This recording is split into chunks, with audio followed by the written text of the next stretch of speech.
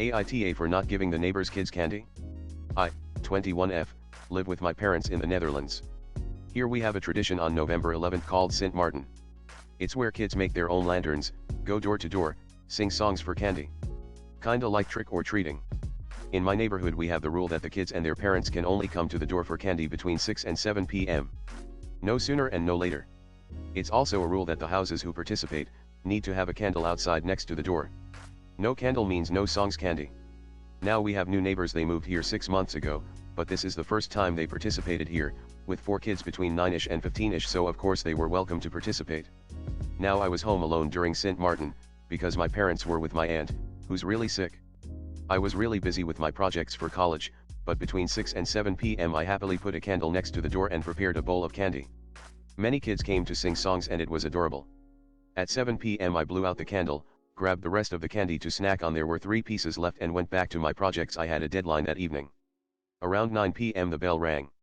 I opened the door and there were the new neighbors. The kids immediately started singing songs. I didn't know what to do, and when they were done I politely told them that the planned hour for Sint Maarten was already over. The mom said that they couldn't participate then, because absolutely couldn't miss her TV show and that her husband was grocery shopping. Now I'd like to point out that we have a group chat with all the adults in the neighborhood, and each year the rules are repeated. These new neighbors are also in this chat. I told them that it wasn't my fault, that they had other priorities and that I didn't have a candle outside. The mom told me that because I had the decorative lights above the front door on, they assumed that I was still participating. I explained the rules again and told them that it had to be a candle outside the door to prevent confusion. She asked me if I was really going to deny her kids candy after they sang me a song. I told them that we didn't have anything left, and she got even more mad. I pointed out that even if I had any left, I wouldn't have had enough for all her kids. She demanded that I go find candy for her kids. When I told her that the best that I could do was some fruit, she scoffed and said that I had ruined Sint Maarten for her kids. The kids started whining for candy and the mom told them that I didn't have any for them. In the meantime it was almost 9:30, my deadline was for 11 and I still had a lot to do. I was tired, stressed and had a headache, so I was grumpy.